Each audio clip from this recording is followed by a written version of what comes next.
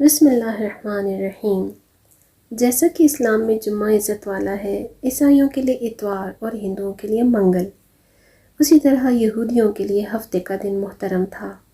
مگر فرق اتنا ہے کہ اسلام میں صرف ان لوگوں پر جن پر جمعے کی نماز فرض ہے، جمعے کی پہلی اذان سے ختم نماز تک وہ دنیاوی کاروبار کرنا حرام ہے جو نماز میں دخل انداز ہوں۔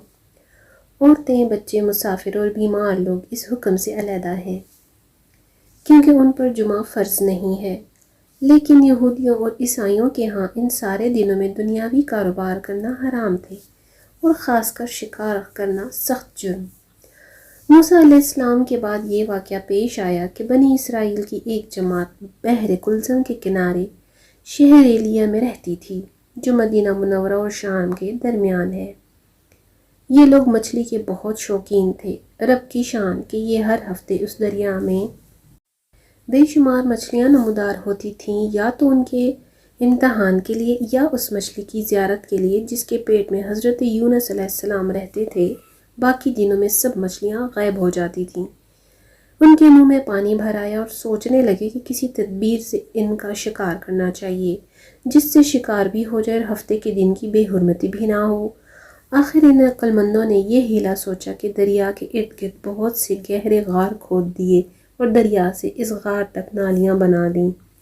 جمعے کی اس شام کو ان نالیوں کا منہ کھول دیتے تھے کہ پانی کے ساتھ مچھلیاں گڑھوں میں آ جائیں، اور اتوار کے دن ان گڑھوں سے پکڑ لیتے تھے اور کہتے تھے کہ ہم ہفتے کو شکار نہیں کرتے۔ انہوں نے وہ مچھلیاں خوب کھائیں اور فروخت کیں، جس سے یہ بڑے مالدار ہو گئے۔ 40 یا 70 سال تک ان کا یہ عمل رہا۔ یہ لوگ کل 70,000 تھے۔ ان کی 3 جماعتیں بن گئیں، ایک تو شکار کرنے والوں کو، دوسرے اس سے منع کرنے والوں کی، اور تیسرے خاموش رہنے والوں کی۔ یہ لوگ کل 12,000 تھے۔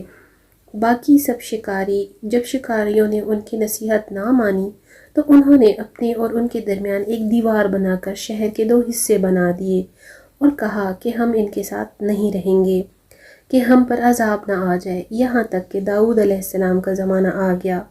آپ نے ان کو شکار کرنے سے منع فرمایا اور فرمایا کہ اے بے وقوفو، قید کرنا ہی تو شکار ہے، جیسے کوئی ہرن کو جال میں پھانس لے۔ اس نے شکار کر لیا، کھائے یا نہ کھائے، اور کھائے تو آج ہی کھائے یا کبھی دوسرے وقت۔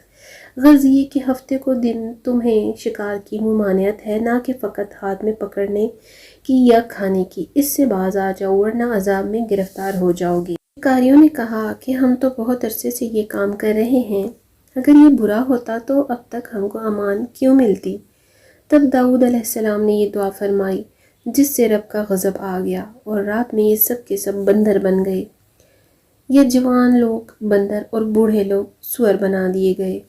ان کی عقل و حواس تو باقی رہے مگر ان کی قوت گویائی جاتی رہی اور جسموں سے سخت بدبو نکلنے لگی۔